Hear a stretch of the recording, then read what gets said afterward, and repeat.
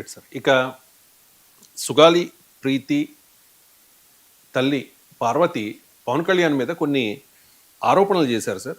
సుగాలి ప్రీతి 2019 ఎన్నికలకు ముందు పవన్ కళ్యాణ్ గారు సపోర్ట్ చేశారు. కర్నూలులో ఒక సభ కూడా నిర్వహించారు. వాస్తవానికి 2017లో జరిగింది కదా సార్ ఇన్సిడెంట్, టీడీపీ గవర్నమెంట్ ఆగస్టులో జరిగింది. యా, కానీ అది అయిపోయింది, చాలా ప్రయత్నం చేశారు.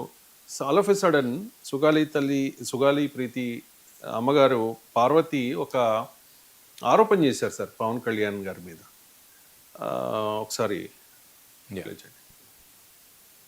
మరి శ్రీకాంత్ అయిన జీవిత ఖైదీకి పెరోల్ ఇచ్చే విషయంలో చాలా బిజీగా ఉన్నారు. మరి సుగాలి ప్రీతి కేసు అసలు కనపడడం లేదు. ఎందుకు ఇంత నిర్లక్ష్యం అని అడుగుతాను. మరి గుర్తుందా అనిత గారు, నేను ఈ కుంటిదాన్నైనా నేను మీ ఆఫీస్ చుట్టూకు వచ్చి మరి గంటలు గంటలు నా కేసుకు జరిగిన అన్యాయం గురించి వివరించాను.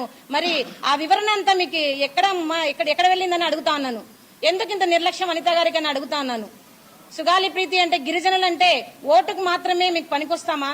మరి ఎందుకు న్యాయం విషయంలో సుగాలి ప్రీతి కేసుకి ఇంతవరకు న్యాయం జరగలేదని హోమ్ మినిస్టర్ అనిత గారిని కూడా నేను అడుగుతా ఉన్నాను. అది అనిత గారిని ఉద్దేశించి ఇప్పుడు పవన్ కళ్యాణ్ గారిని ఉద్దేశించి కూడా మాట్లాడారు. ఒకసారి అప్పుడైతే సుగాలి ప్రీతి కేసులు నిమిషాలు ఒకసారి అన్నాయన, ఇప్పుడు మా కేసు అంటేనే తల్లు వస్తుంది అంటున్నారు. తలనొప్పి వస్తుంది, మా కేసు పేరు ఎత్తుతేనే తలనొప్పి వస్తుంది. రైట్. అంటే ఇప్పుడు వైసీపీ వాళ్ళు ఏమంటున్నారంటే సార్, రాజకీయంగా వాడుకుని వదిలేశారు అని చెప్పి వైసీపీ వాళ్ళ వెర్షన్. సో పవన్ కళ్యాణ్ గారు ఏం చెప్తూ ఉన్నారంటే, సుగాలి ప్రీతి మదర్ ఇలా మాట్లాడిన తర్వాత సేనతో సేన అనే కార్యక్రమంలో దీని మీద ఆయన మాట్లాడారు. ఒకసారి పవన్ కళ్యాణ్. మానసిక స్థైర్యం, ఏ ధైర్యం ఏది ఉంటుందో చెప్పండి ఎవరికైనా. మరి అలాంటి సమయంలో నేను ఒక తల్లి పడ్డ వేదన తీసుకున్నాను. నాకే సరదానా 2 లక్షల మంది జనం మధ్యలో నడుచుకుంటా వెళ్ళి ఆ సమస్యను హైలైట్ చేసి వాళ్ళు సిబిఐకి ఇచ్చారు. సిబిఐకి ఇస్తే మన ఇంటర్నల్ పేపర్ వర్క్ మనకి ఎలా తెలుస్తుంది? ఇంటర్నల్ పేపర్ వర్క్ వాళ్ళు ఇస్తే వాళ్ళు ఏంటంటే జీవో రిలీజ్ చేశారు. మా దగ్గర నుంచి వెళ్ళింది, కానీ ఎక్కడికి వెళ్ళాలో అక్కడి నుంచి ప్రొసీడ్ చేయాలి, అక్కడ ఆపేశారు. హోంశాఖ నుంచి వెళ్ళింది సెక్రటేరియట్లో ఎక్కడో నెక్స్ట్ ఫైల్ ఢిల్లీకి వెళ్ళాల్సిన అక్కడ ఆపేశారు. మేము హోంమంత్రికి మేము సిబిఐకి పంపించేసాం అంటే లెటర్ చేశారు, లాక్ చేసి లాకర్లో పెట్టారు. ఇది జరిగింది. ఈ ప్రాసెస్లో ఏం చేశారు, వాళ్ళకి ఈ కేసు కొంచెం సెన్సిటివ్ కేసు కాబట్టి మీకు చెప్తాను. సుగాలి ప్రీతి నేను ఎందుకు కొంచెం సున్నితంగా మాట్లాడాలి ఈ విషయం ఏదంటే, మీకు ఒక అన్యాయం జరిగినప్పుడు, ఎవరికైనా ఒక అన్యాయం జరిగినప్పుడు మనం ఏం చేస్తామంటే, నాకు ఆ వ్యక్తికి శిక్ష పడాలి, ఇంకింతే ఉండాలి. వాళ్ళు ఏం చెప్తున్నారంటే, ఎవరైతే ఈ లెనకున్నారో మరి గవర్నమెంట్ ద్వారా వచ్చారు, గత ప్రభుత్వం ఎలా వచ్చారో వాళ్ళు ఏం చేశారంటే, మనం పెట్టిన ఒత్తిడి ఆ రోజు 2 లక్షల మంది మన జనంతో తీసుకెళ్ళి అది నేషన్ వైడ్ ఇష్యూ అయ్యేటప్పటికి వాళ్ళు చేసింది ఏంటంటే, మనం చేసిన పోరాటం వల్లే ఎస్సీ ఎస్టీ అట్రాసిటీ కేసు బాధితులకు చట్ట ప్రకారం ఇచ్చే ప్రయోజనాలు పరిహారాలు వారి కుటుంబానికి దక్కాయి. కర్నూలు రూరల్ మండలం దిన్నెదేవరపాడులో 5 ఎకరాల వ్యవసాయ భూమిని కేటాయింపబడింది. ఆ గ్రామం కర్నూలు నగరానికి 9 కిలోమీటర్ల దూరంలో ఉంది. ఈ రోజున మార్కెట్ వాల్యూ కనీసం ఎకరాకది వాళ్ళు చెప్పడం మీరు క్రాస్ చెక్ చేసుకుని 2 కోట్ల వరకు ఉంటుందని చెప్తా ఉన్నారు. వీరి కుటుంబానికి కర్నూలు కార్పొరేషన్లో కల్లూరు వద్ద 5 సెంట్ల ఇంటి స్థలాన్ని కేటాయింపు చేసిన ప్రభుత్వం. సెంటు 10 లక్షల నుంచి 15 లక్షల వరకు ఉంటుంది. పాప 2 తల్లిదండ్రులకి రెవెన్యూ శాఖలో జూనియర్ అసిస్టెంట్గా ఉద్యోగం ఇవ్వడం అయింది. ఇది కాకుండా ఇవి మన పోరాటం వల్ల ఒత్తిడి పెట్టడంలో వచ్చినాయి. ఇవి కాకుండా రైట్, పవన్ కళ్యాణ్ గారు చెప్తున్నట్టుగా అది వాస్తవం సార్. అది ఎందుకంటే సుగాలి ప్రీతి ఇష్యూని రేస్ చేసింది జనసేన అధినేత పవన్ కళ్యాణ్. తన పోరాటం వల్ల కుటుంబానికి న్యాయం జరిగింది, పరిహారం దక్కింది అన్నారు, కానీ న్యాయం జరగలే. అంటే ఇలా ఇంత జరిగింది, 5 ఎకరాల భూమి, ఇన్ని సెట్ల ఇంటి స్థలం, ఉద్యోగాలు అని చెప్తున్నారు, కానీ వాస్తవంగా న్యాయం అయితే జరగలేదు. కానీ టెక్నికల్గా చూసుకుంటే కనుక ఇది సిబిఐ పరిధిలోకి వెళ్ళింది, సిబిఐ రిజెక్ట్ చేసింది, సాక్ష్యాలు ఏమీ లేవు కాబట్టి దీన్ని మేము విచారణ చేపట్టలేమో అని చెప్పింది అనేది వాస్తవం సార్. ఎందుకు సిబిఐ ఈ కేసును టేకప్ చేయడానికి ముందుకు రాలేదు? మీరు సిబిఐలో పనిచేశారు జాయింట్ డైరెక్టర్గా, ఆ అనుభవంతో చెప్పండి సార్, ఏంటి సార్ ఈ కేసు? సాధారణంగా ఎలా ఉంటుందంటే, ఈ కేసు గురించి మాట్లాడితే ఐ థింక్ 2017 ఆగస్టు నెలలో జరిగిన కేసు అనుకుంటాను సార్. అక్కడ ఆ అమ్మాయి చదువుతున్న స్కూల్లో ఆ అమ్మాయి ఒకరోజు సడన్గా ఉరి వేసుకొని చనిపోయిన సంఘటన జరిగింది. సో అది ఆత్మహత్యగా వారు పేర్కొనడం జరిగింది స్కూల్ అథారిటీస్. కానీ సుగాలి ప్రీతి గారి అమ్మ, తర్వాత పార్వతీబాయి గారు, తర్వాత వారి ఇది ఆత్మహత్య కాదు, ఇది హత్య అన్నది వాళ్ళు మొదటి నుంచి చేస్తున్న ఒక ఆరోపణ. ఆ సందర్భంగా ఒక కేసు కూడా రిజిస్టర్ చేయడం జరిగింది. తర్వాత ఐ థింక్ కర్నూలు కలెక్టర్ గారు కూడా ఒక ఫ్యాక్ట్ ఫైండింగ్ కమిటీ కూడా ఏర్పాటు చేశారనుకుంటా.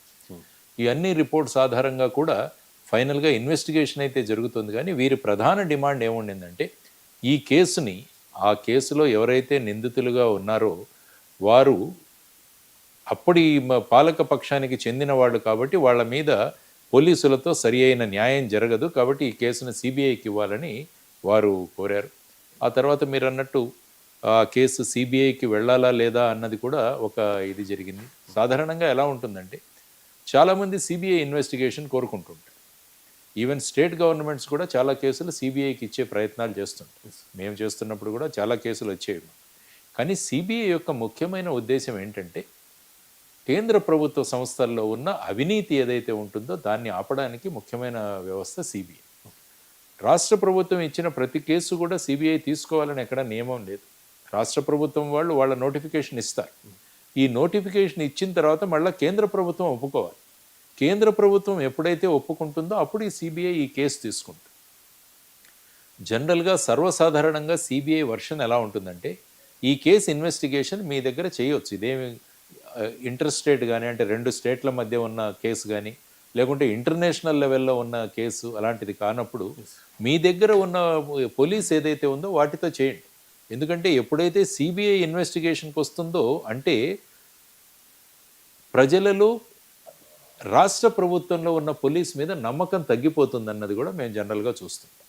సో ఏదైనా కాంప్లికేటెడ్ కేసు వస్తే అప్పుడు దాన్ని అగ్రీ చేసే ఉంటుంది. కానీ తర్వాత ఏంటంటే జనరల్గా సిబిఐ దగ్గర ఉన్న మ్యాన్ పవర్ కూడా చాలా తక్కువ. కాబట్టి ఈ మ్యాన్ పవర్తో వాళ్లకున్న బేసిక్ వర్క్తో పాటు ఈ వర్క్ను కూడా టేకప్ చేయాలంటే చాలా ఎఫర్ట్స్ అక్కడికి వెళతాయి. సో సర్వసాధారణంగా సిబిఐ ఇటువంటి కేసులు అంటే ఈ రాష్ట్ర ప్రభుత్వం ఇచ్చే కేసుల్ని తీసుకోవడానికి సుముఖంగా ఉండదు. ఈవెన్ మీరు తీసుకుంటే ఐ థింక్ వివేకానంద రెడ్డి గారు మర్డర్ కేసు అప్పుడు కూడా హైకోర్టుకు వెళ్ళినప్పుడు సిబిఐ అదే రిప్లై ఇచ్చింది. మా దగ్గర కూడా సిబిఐ నుంచి అప్పుడు మేమున్నప్పుడు వచ్చినప్పుడు కూడా మేము ఎప్పుడు కూడా మా దగ్గర ఉన్న మ్యాన్ పవర్ తక్కువగా ఉంది కాబట్టి మేము చేయలేము. ఇది విన్న తర్వాత కూడా హైకోర్టు కనుక సిబిఐని ఆదేశిస్తే మాకు ఇంకా పర్యాయం లేదు, we have to take up the investigation ఉంది. సో ఈ విధమైన పరిస్థితుల్లో ఈ కేసు కూడా ఐ థింక్ హైకోర్టులో పెండింగ్ ఉందనుకుంటా. హైకోర్టులో పెండింగ్ ఉంది. సిబిఐ ఇన్వెస్టిగేషన్ కోసం ఆవిడ పార్వతీబాయి గారు వేయడం జరిగింది. ఐ థింక్ సిబిఐ కూడా రిప్లై ఇచ్చింది అనుకున్నా, మా దగ్గర మ్యాన్ పవర్ తక్కువగా ఉంది, ఆ తర్వాత ఈ కేసు అంత కాంప్లికేటెడ్ కాదు కాబట్టి స్టేట్ పోలీసే చేయాలని వాళ్ళు రిప్లై ఇచ్చారని నేను విన్నాను పేపర్లో. సో ఇటువంటి పరిస్థితుల్లో సపోజ్ ఇప్పుడు హైకోర్టు కనుక మీరు చేయాలి అంటే సిబిఐ టేకప్ చేస్తుంది. ఆర్ ప్రస్తుతం ఉన్న కూటమి ప్రభుత్వం ఏదైతే ఉందో కేంద్రంలో కూడా ఎన్డీఏ ప్రభుత్వమే ఉంది కాబట్టి చెప్పించారు. అక్కడి నుంచి డిఓపిటి ఉంటుంది, department of personal training, CBI దాని కింద వస్తుంది. వాళ్ళు సెక్షన్ 5 నోటిఫికేషన్ ఇష్యూ చేయాలి. చేసినప్పుడు ఆటోమేటిక్గా సిబిఐ ఇన్వెస్టిగేషన్ చేస్తుంది. కాబట్టి ఈవిడ అంటున్నది ఏంటంటే మెయిన్గా మీరు మా కేసును సిబిఐకి ఇన్వెస్టిగేట్ చేయించాలని అన్నారు. ఇప్పుడు మీ ప్రభుత్వాలే 2 అక్కడ మీ ప్రభుత్వమే ఉంది, ఇక్కడ కూడా మీరే ఉన్నారు. కాబట్టి మీ యొక్క గుడ్ ఆఫీసెస్ని ఉపయోగించి ఈ కేసు సిబిఐకి వెళ్ళేటట్టు చేయండి అన్నది ఆవిడ కోరుకుంటున్న ప్రధానమైన అంశం. అంటే డిలే అయ్యే కొద్ది మరి సాక్ష్యాలు అవుతాయి కదా సార్ ఎప్పుడైతే, ఎందుకంటే మర్డర్ కేసు ఎస్పెషలీ అంటే ఇప్పుడు అవన్నీ కూడా డాక్యుమెంట్స్లో ఉన్నాయి. కానీ మీరు అన్నట్టు కాలం గడిచే కొద్దీ కూడా సాక్ష్యాలు అన్నవి వాటి మీద ప్రభావం పడుతుంది. సో ఇది త్వరగా నిర్ణయించమని ఆవిడ అడుగుతుంది. మధ్యలో ఈ పొలిటికల్ ఇది కూడా ఇప్పుడు రావడం జరిగింది. ఎందుకంటే పవన్ కళ్యాణ్ గారు వచ్చారు, అక్కడ ఆయన ఒక పెద్ద ర్యాలీ కూడా చేశారు. ఆ తర్వాత యాక్చువల్గా ఏంటంటే ఎస్సీ ఎస్టీ యాక్ట్ తీసుకుంటే అందులో కాంపెన్సేషన్ ఇవ్వాలి అన్నది ఆ చట్టంలో ఒక భాగం. సో ఆ సందర్భంగా గత ప్రభుత్వం వీరికి ఈ విధంగా ఇచ్చారని వాళ్ళు చెప్పారు. ఇళ్ల స్థలాలు కావచ్చు, లేకుంటే ఉద్యోగాలు కావచ్చు, వాళ్ళకి ఇవ్వాల్సిన భూమి పొలం కావచ్చు, ఇవన్నీ కూడా ఇచ్చారు. అయినా కూడా ఈవిడ కోరుకుంటున్నది ఒకటే ఏంటంటే ఈ కేసు సిబిఐ ఇన్వెస్టిగేషన్కి వెళ్ళాలి అని ఆవిడ. కానీ దాని మీద స్పందించకపోవడం వల్ల మళ్ళీ ఈ యొక్క పొలిటికల్ ఇది అక్కడ మొదలైంది. సో వారు పవన్ కళ్యాణ్ గారు ఇప్పుడు ఇందాక మీరు చూపించిన క్లిప్పింగ్లో వారు చెప్పారు, ఆ గవర్నమెంట్ మన ఒక ర్యాలీ ఇది తీయడం వల్ల అక్కడ ఈ విధంగా సిబిఐకి ఇవ్వాలని నోటిఫికేషన్ ఒత్తిడి తీసుకురావడం వల్ల కాంపెన్సేషన్ కావచ్చు, ఇది కావచ్చు. అదే వైసీపీ వారు ఏమంటున్నారు, ఇది చట్టంలో చేయాల్సింది కాబట్టి మేము చేశామని వారు అంటున్నారు. మరి మీరు అప్పుడు సిబిఐకి వెళ్ళారంటే మేము సిబిఐ నోటిఫికేషన్ ఇష్యూ చేశాం, మరి మీరు ఇప్పుడు కేంద్ర ప్రభుత్వంలో ఆమోదింపజేసే విధంగా మీరు చేయండి అని వారు అడుగుతున్నారు.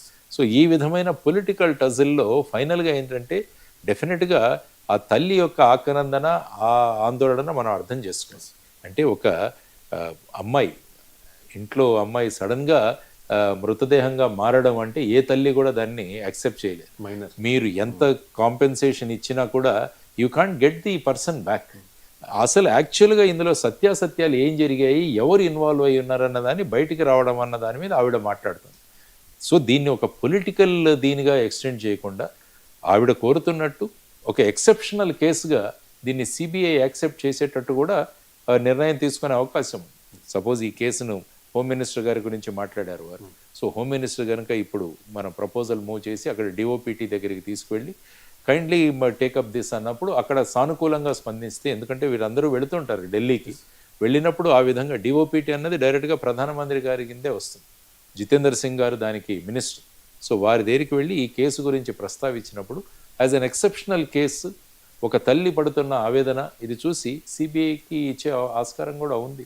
సో ఆ విధంగా ముందుకు తీసుకెళ్తే సరిపోతుందని నేను అనుకుంటాను. లేకుంటే ఏంటంటే ఒక ఇష్యూ మీద ఈ విధంగా పొలిటికల్గా అది మారిపోయి మళ్ళీ ఇది మొత్తం దేశంలోనే మీడియాలో ఇది వచ్చి ఇదంతా ఇంత రాద్ధాంతం అయ్యే బదులు ఒక సిబిఐకి కేసు ఇన్వెస్టిగేట్ చేయండి అని చెప్పేసి రాష్ట్ర ప్రభుత్వం రికమెండ్ చేసి పంపించినా కూడా అందులో ఎవరు మేము తగ్గాము అది చేసాము ఆ విధంగా భావించకుండా కేసులో ఏం జరిగింది అన్న విషయాన్ని బయటికి తీసుకురావాల్సిన అవసరం.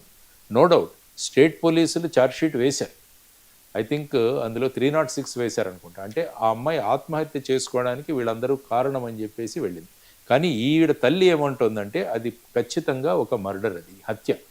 కాబట్టి ఈ హత్యను వాళ్ళు చేయకుండా దాన్ని ఈ అమ్మాయి ఆత్మహత్య చేసుకుందని చెబుతున్నారు. అది it is not possible. So a fair investigation జరగాలన్నది ఆవిడ కోరిక. ఐ థింక్ దీన్ని సింపుల్గా సాల్వ్ చేయొచ్చు అనుకుంటా. ఎలా సార్? అదే ఇప్పుడు కేంద్ర ప్రభుత్వాన్ని ఒప్పించి వారి దగ్గర నుంచి CBI సిబిఐకి ఇవ్వడం, ఆ తర్వాత సిబిఐ ఆ ఇన్వెస్టిగేషన్ కరెక్ట్ అయితే ఓకే, కరెక్ట్ కాకుంటే ఇన్వెస్టిగేషన్ మళ్ళీ ఫర్దర్గా ఇన్వెస్టిగేషన్ చేస్తారు.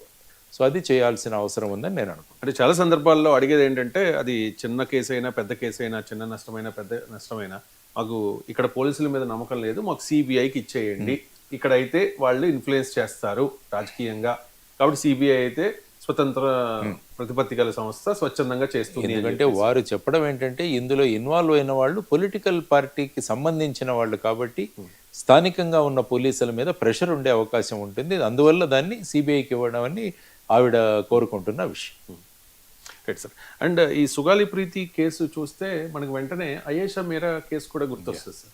ఇప్పటికీ కూడా ఆ కేసు ఏమీ తేలలేదు కదా సార్? అవును, ఆ కేసు అలాగే ఇంకా సత్యంబాబు 8 ఏళ్ల పాటు నిర్దోషి అది ఉండడం జరిగింది. ఇలాంటి కొన్ని కేసెస్ ఏంటంటే కొన్ని కాంప్లికేటెడ్ అండ్ టువర్డ్స్ ఒక వాల్ దగ్గరికి వెళ్ళిపోతాం మనం. సో అటువంటి అన్సాల్వ్డ్ కేసెస్ కూడా కొన్ని ఉంటాయి, అప్పుడప్పుడు జరుగుతాయి. కాబట్టి ఇందులో సత్యాసత్యాలు బయటికి రావాలి, లేకుంటే ఎప్పటికీ అదొక కేసు అలాగే మిగిలిపోతుంది. సో అలాగే మీరు అన్నట్టు అయేషా మీరా కేసు లాగా ఈ సుగాలి ప్రీతి కేసు కూడా ఆ దిశగానే వెళుతున్న సందర్భాలు కనిపిస్తున్నాయి. యాక్చువల్గా హైకోర్టులో మ్యాటర్ ఉంది. సో అందువల్ల త్వరగా హైకోర్టు కూడా దీనిపైన నిర్ణయం తీసుకునేటట్టు అడ్వకేట్ జనరల్ హైకోర్టును రిక్వెస్ట్ చేసి ఈ కేసు ఆల్రెడీ మీ దగ్గర ఉంది, ఎందుకంటే ఈవిడ సిబిఐ ఇన్వెస్టిగేషన్ కావాలని పిటిషన్ ఫైల్ చేయడం జరిగింది. దాని మీద ఇప్పుడు హైకోర్టు కనుక నిర్ణయం చేస్తే ఇక కేంద్ర ప్రభుత్వం కూడా ఇష్యూ చేయాల్సిన అవసరం లేదు నోటిఫికేషన్. హైకోర్టు ఎప్పుడైతే నిర్ణయించి ఈ కేసు సిబిఐ ఇన్వెస్టిగేట్ చేయాలి అని చెబితే సిబిఐ ఇన్వెస్టిగేషన్ చేస్తుంది. సో హైకోర్టులో ఈ మ్యాటర్ ఆల్రెడీ పెండింగ్ ఉంది కాబట్టి ఆ మ్యాటర్ని కూడా కొద్దిగా ఎక్స్పీడియేట్ చేస్తే ఆ ఇష్యూ కూడా ఒక లాజికల్ కన్క్లూజన్కి వెళుతుంది అన్నది